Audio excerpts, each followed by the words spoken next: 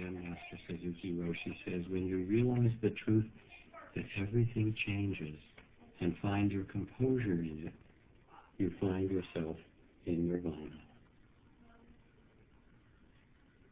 To do the practice of equanimity and peace, it is also helpful to reflect on the value of a peaceful heart. No one can harm you, not even your worst enemy, as much as your own mind, untrained.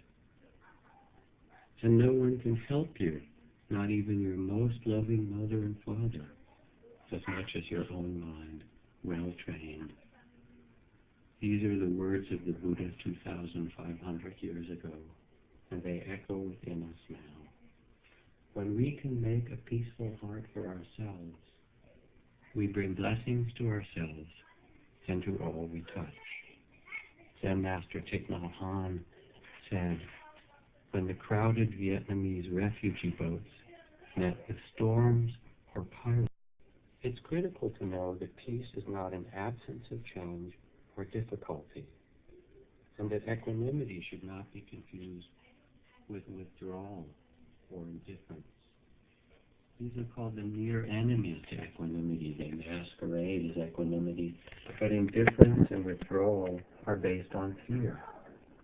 And true equanimity is an openness, a balance, ease, a vast stillness in this changing world. As it says in the Tao Te Ching, there's a time for being ahead and a time for being behind, a time for being in motion and a time for being at rest, a time for being vigorous and a time for being exhausted, a time for being in danger and a time to return to safety. The wise one sees things as they are without controlling them. She is centered in the Tao and can go where she wishes without danger, because she perceives harmony even amidst the joys and sorrows of the world. Because she resides at the center of the circle, she has found peace in her heart. With equanimity, we surrender our illusions of control. We can love and care for others. We can assist them, pray for them, but we cannot control what will happen. Nor do we possess them. We cannot possess our children, our lovers, our friends, our family. Their happiness and their suffering depends on their actions and not on our wishes for them.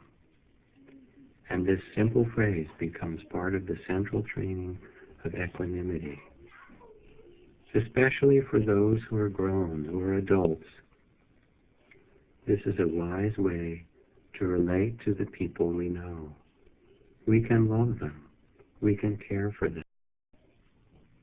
But what they do is not up to us.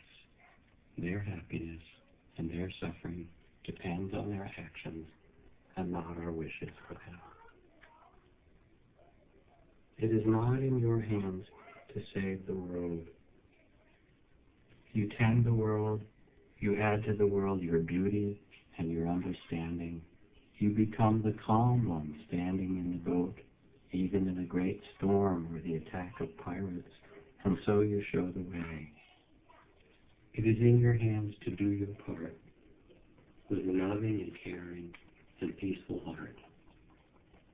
And when you do this, you will join together with the great unfolding of life, with the forces of peace, with the vastness from which you and all beings were born, and in which you are all held.